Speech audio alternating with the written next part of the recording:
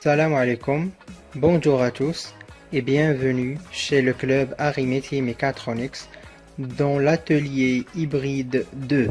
Dans cette vidéo, on va voir comment travailler sur Tinkercad, faire la simulation et puis on va passer au montage réel et visualiser le résultat final. Dans le site www.tinkercad.com, on clique sur Commencer à utiliser Tinkercad. On crée un compte personnel en se connectant avec Google.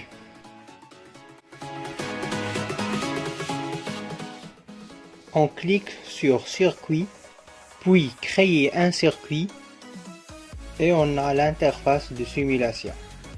À droite, il y a des composants électroniques. Choisis ceux nécessaires pour notre application. L'Arduino Uno, le breadboard,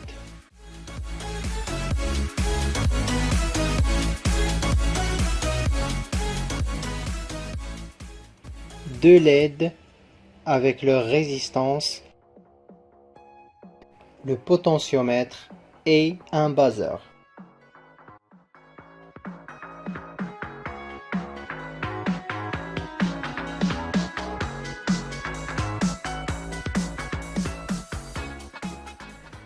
On fait les liaisons entre les pins d'Arduino et les composants.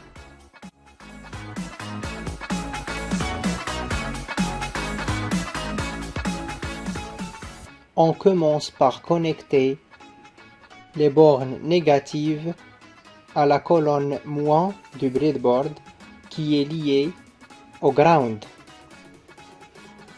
Pour le potentiomètre, les deux extrémités sont liées respectivement au moins et plus.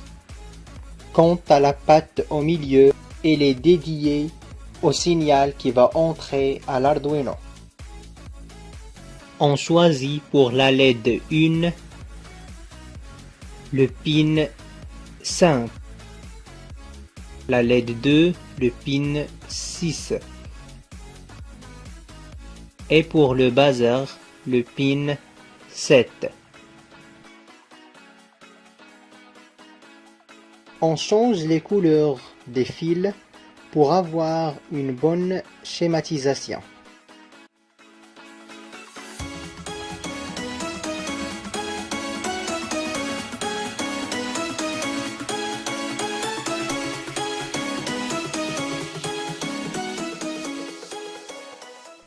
On passe au code. On choisit le code par texte et non par bloc. On supprime le code par défaut. Notre code est bien le suivant.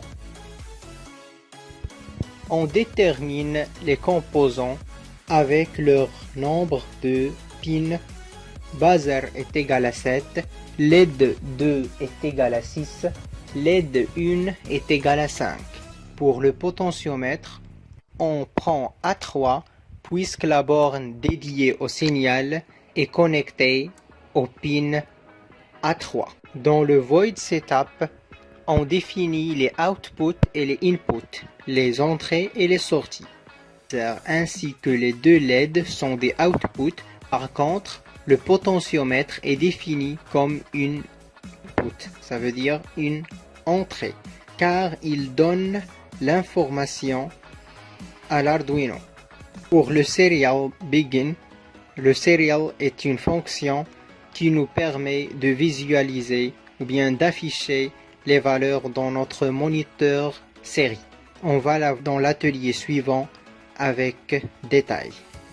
Dans la loupe, on a fait une initialisation de telle sorte que la LED 1, la LED 2 et le buzzer soient désactivés initialement. On déclare une variable de type int, ça veut dire entier, et de non-valeur. à laquelle on va affecter Analog Grid A3. Ça veut dire il va lire le signal d'entrée A3 et on va l'affecter à la variable valeur. Puis on fait serial print ln valeur pour afficher valeur dans notre moniteur série. Selon la valeur du potentiomètre, on va distinguer 3 cas. Le premier, c'est quand valeur est inférieure à 500. Dans ce cas, on va allumer notre LED durant 500 microsecondes.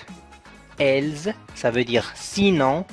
If, ça veut dire si la valeur est comprise entre 500 et 800, valeur est supérieure ou égale à 500 et valeur est inférieure à 800. Dans ce cas, on va allumer la LED 1 ainsi que la LED 2 durant le même délai. Else, ça veut dire sinon, on va passer au troisième cas.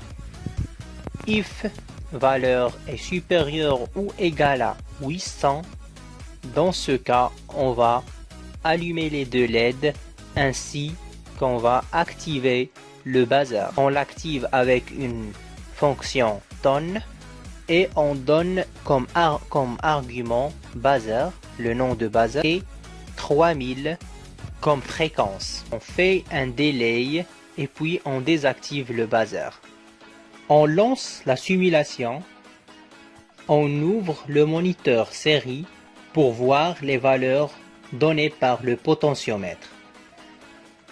Au fur et à mesure, on fait une rotation au niveau de la gâchette du potentiomètre. Il y a une variation dans l'affichage du moniteur.